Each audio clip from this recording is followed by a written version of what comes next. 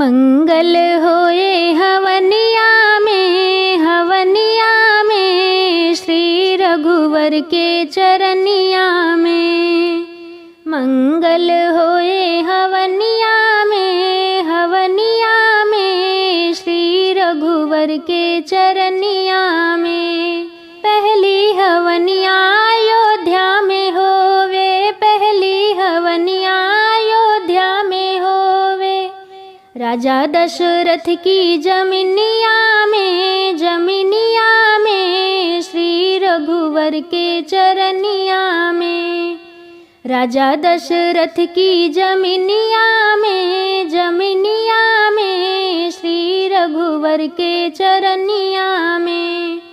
मंगल होवे हवनिया में श्री रघुवर के चरनिया में। दूसरी हवनिया जनकपुर में होवे, दूसरी हवनिया जनकपुर में होवे। राजा जनक जी की जमीनिया में श्री रघुवर के चरनिया में। राजा जनक जी के जमीनिया में श्री रघुवर के चरनिया में। मंगल होए हवनिया में श्री रघुवर के चरनिया में। तीसरी हवनिया गोकुल में होवे, तीसरी हवनिया गोकुल में होवे। नंद बाबा की जमीनिया में श्री रघुवर के चरनिया में। नंद बाबा की जमीनिया में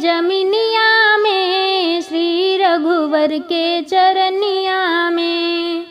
मंगल होवे हवनिया में श्री रघुवर के चरनिया में। चौथी हवनिया भक्त घरे होवे, चौथी हवनिया भक्त घरे होवे।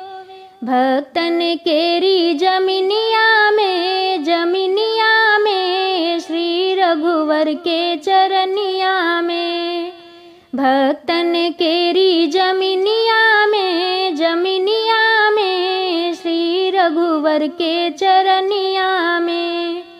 मंगल होवे हवनिया में श्री रघुवर के चरनिया में।